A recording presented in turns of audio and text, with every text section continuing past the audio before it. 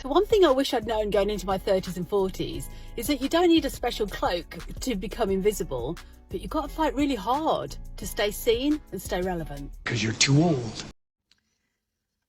I need you to help me make sense of this. So, research quite clearly shows that the happiest women are single, unmarried, without kids. And the happiest men are the ones who are married. Marriage brings more benefit to men than it does to women, according to research. This is what people say. And yet, when it comes to relationships, women are the ones who are, we get so excited when a guy shows a little bit of interest in us. We project onto the future of what this could be. Guys are the ones that are ghosting us and the ones with commitment issues. Yet being in a relationship benefits them more than us. When will we learn? Why do we keep chasing this? Make this make sense for me. Because it's a lie. So, I am 43 years old. I am still single. No ring on my finger. No baby in my belly. No husband to annoy me. I have had some long-term relationships, but here I am. Still single, still looking. I've tried dating apps, but no. So, given the time crunch that I am 43 and I would like to have a baby, and while baby making time is quickly coming to an end, I decided to reach out to a matchmaker. I thought, why not try Twalkify? Do you guys know how much Twalkify charges?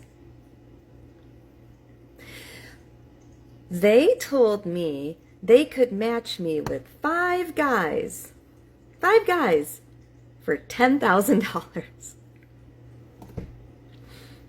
Let that sit for a second. 5 guys, $10,000. Now, I'm not a mathematician, but I think that's about $2,000 per guy. Do any of you think a single man is worth $2,000?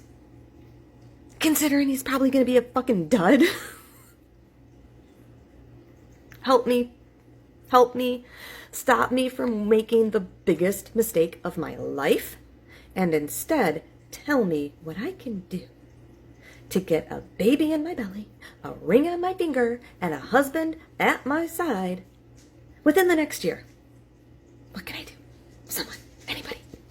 What do you got before I drop $10,000 on 5 guys? Help. Buy a dog. So I don't know if anyone else has noticed this, and I guess inherently there's not a problem with it, but it's just an interesting observation. When I go out now, and maybe it's just the places I go, they're a little bit more creative, it seems like guys want to be bought the drinks now. They think they're the prize, and they want you to woo them. I actually bumped into a guy that I had met a different night. I say, how's your night, guy? Like, you having fun? And he's like, yeah, like, girls just keep buying me drinks. That's the expectation. And at the time I was thinking of pursuing him, but then I was like, is that an invitation for me to buy him a drink? Like, that's quite intimidating and a bit obnoxious to say. Like, let me do it or not, but don't make me feel like I need to, you know? I mean, imagine if a guy just came up to me and he was like, how's your night going? I was like, yeah, guys just keep buying me drinks. I wouldn't say that because I don't want to make them feel uncomfortable. Now it's sort of like you can't expect to be treated like a lady. And I guess that's what men are saying, like, oh, you wanted equality, so now you've got it. But there is a difference because it is quite daunting to go up to a guy and ask them if they want a drink. And I guess because it doesn't feel natural or normal yet, it's more scary. And then I think maybe people just don't talk because they both want the other to do it. So I think there needs to be can someone like in the higher power of dating tell us what to do? Who should pursue the other?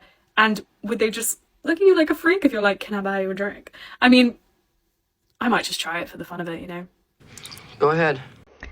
How does dating in your 30s, 40s, and 50s differ from the dating in your 20s? Significantly.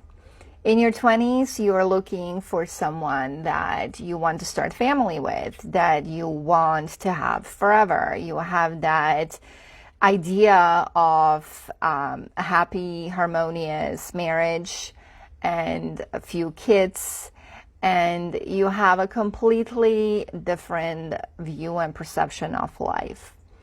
In your 30s, 40s, and beyond, you have been around the block. You may have been hurt. Maybe you were in a toxic relationship or things did not really go the way you wanted to, so you're divorced. And so the expectations are different. The level of understanding and patience is also different. We know it's significantly more complicated because you got a lot more baggage, if you will. You got kids, you got exes, you got pain, you got hurt, you got vengeance. All of that comes into play as you enter the dating world and you're looking for a new partner. And a lot of that really becomes an obstacle for your success to find someone and then maintain that relationship, because you're bringing the past into your present. Good luck with that. Whoever came up with this shit that your 40s are your new 20s, dead ass wrong. When I was in my 20s, I was engaged, having babies, getting married. I had a house. I had goals. I had a plan for my life. I'm 41. I've been divorced, single for years, can't keep a guy more than 2-3 weeks max. I have more money than sense, drink like a fish, and half the time, I don't even know what fucking day of the week it is. Wow, when she hit the wall, her life got destroyed after she got divorced and fell into alcoholism. Let's hear her reasons for why she believes she is still single. Let's hear it. Every day I ask myself, why am I still single? And then I remember, it's because I'm a bitch. And there you have it. It's probably the same reason for why she got divorced too. Yeah, I don't doubt that. Yep, feminism has told you that you will always be beautiful and relevant, but sadly that is not the case. The wall is undefeated. Undefeated? Women are always complaining after they hit the wall about being unmarried and childless. Men are much happier to remain single and have multiple no-strings-attached partners compared to women. Take a look at Chad and Tyrone. Why would he be more happier married and with one woman when he can have a dozen women?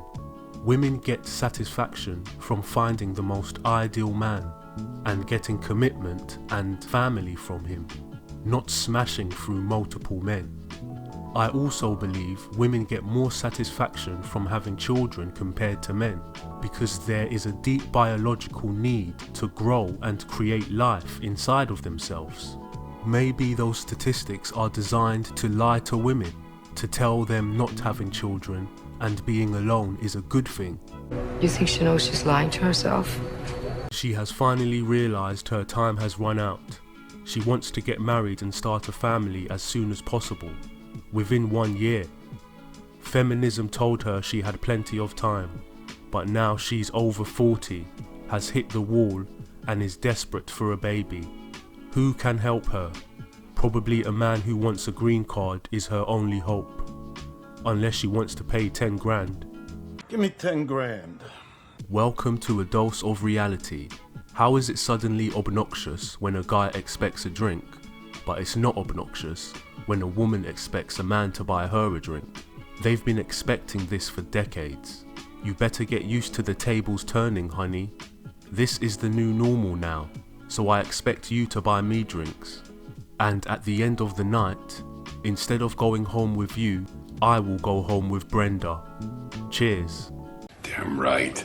All this does is confirm what men have been saying all along. It's better to date younger women who have less experience or who have not been ran through, because she has less emotional baggage and damage. When a man says this, it's considered misogynistic. But here we have it right here. A woman is saying it and confirming it for everyone. It's confirmed. Real men of genius.